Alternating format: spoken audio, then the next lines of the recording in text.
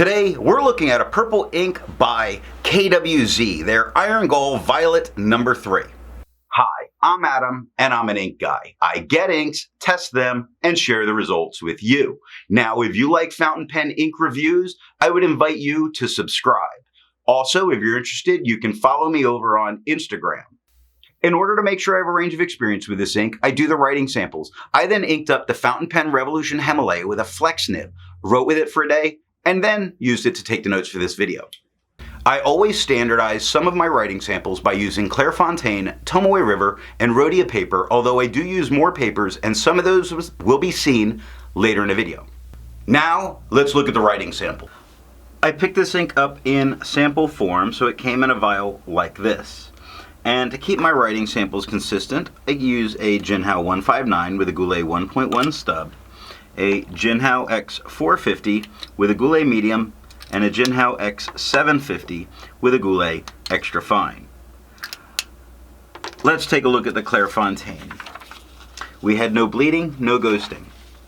The 1.1 had no feather spread, halo sheen. It does offer tiny spots of some shading, but not a lot.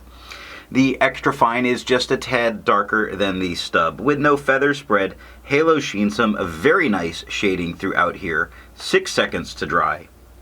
Medium is much darker than the extra fine, with no feather spread, halo sheen. It has shading in terms of it's giving us some lighter areas, and 10 seconds to dry. Now the scrubby of the extra fine is showing a little color variation. We do get some. The medium shows none, but we did get a little bit in the writing. Tomoe River. No bleeding, normal Tomoe River ghosting. The 1.1 has no feather spread, halo sheen, and no shade. The extra fine is darker than the stub, with no feather spread, halo sheen, no shade, 11 seconds to dry. Medium is much darker than the extra fine, with no feather spread, halo sheen, or shade, and 19 seconds to dry. Now the scrubby for both show us no color variation, and we didn't get it here. And Rhodia, with no bleeding, no ghosting. The 1.1 has no feather spread, halo sheen, no shade. The extra fine is a little bit darker, just a tad darker than the stub, with no feather spread, halo sheen, spots of shading throughout the writing, which are quite nice to see, and 8 seconds to dry. Medium is much darker than everything on the paper, with no feather spread, halo sheen, no shade, 13 seconds to dry. Now the scrubby of the extra fine does show us a little color variation, and that's what we got, and the medium showed none because we got none. I agree with Vita that we can learn a lot by doing multiple chromatographies. The one on the left is done the way it's supposed to be done. I put a line of ink down and immediately put it into water for 10 to 15 seconds. And we see this light gray at the bottom that's pushing its way up very evenly as it's distributing up. And then we get that very bright purple, much brighter purple than we get on paper. The one on the right, I let dry for 10 minutes before I dunk it into water. And what we see is the gray is much darker in the bottom. It's not really forming a line yet, only the beginnings of it. And we see it streaking up. It's really quite interesting.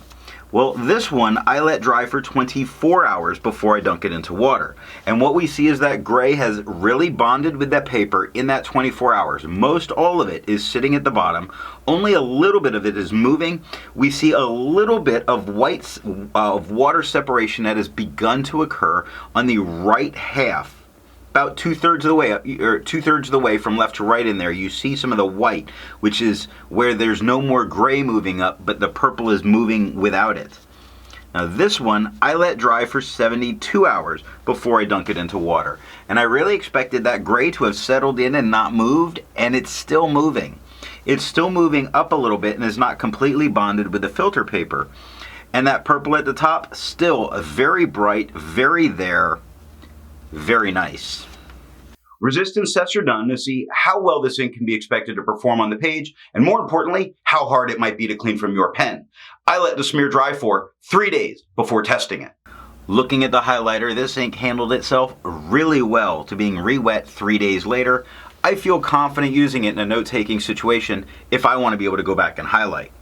Now, water is starting to lift this off the paper. You do see some speckles of the white coming through, but you see a lot of that gray staying in place. Water is all that it took for me to get this out of my pen. Pen flush that I did not need to use did less than what water did, and every time this happens now, I really attribute it to me maybe not doing as good a job as I should have, sopping it up with a paper towel. Maybe I was depositing a little of that gray back down there. Now 1/3 bleach solution completely removes it from the paper, and you shouldn't need it to remove it from your pen. I test ink viscosity or flow by using a tilt test, and I'll link that somewhere here.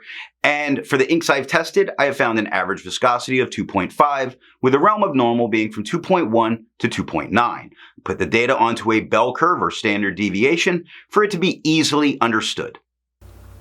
KWZ's Iron Gall Violet 3 has a viscosity of 2.83, making it normal.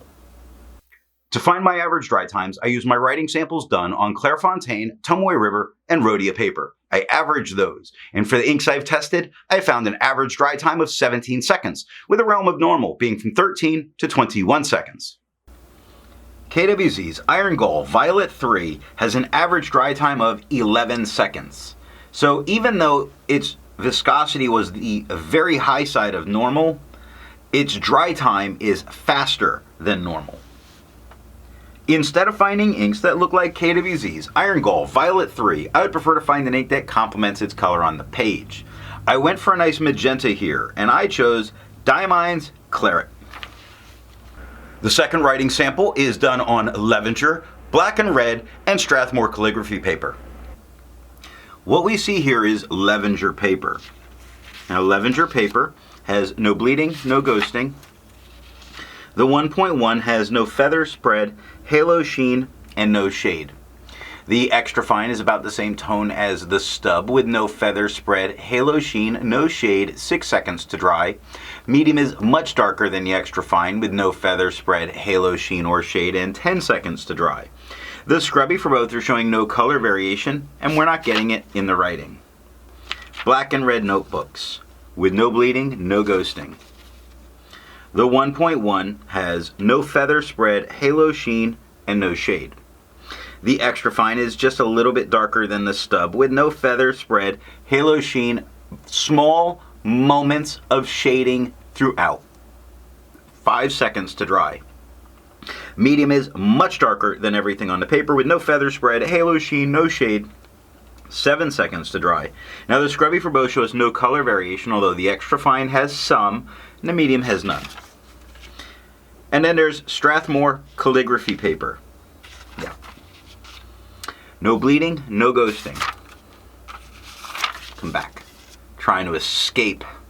The 1.1 has no feather spread, halo sheen, and no shade. The extra fine is about the same tone as the stub, with no feather spread, halo sheen, or shade, and 5 seconds to dry. Medium is much darker than the extra fine, with no feather spread, halo sheen, no shade, 7 seconds to dry. Scrubby for both show us no color variation, and in the writing there was none. And that's all that I have for the writing samples. So what do I think of KWZ's Iron Gall Violet number 3? This is a fantastic purple that shades very nicely, and when it ages on the page, you really don't lose the color of this ink. This is a great performer. So what nib and pen are going to give the best writing experience with this ink? A medium flow broad pen really put down an amazing color with really good shading, but a very wet broad put down a glorious purple tone to look at. If you've made it this far, and according to my analytics, 50% of you aren't, and you enjoyed it, give me a thumbs up. If you are not subscribed, I would invite you to subscribe, and thanks for watching.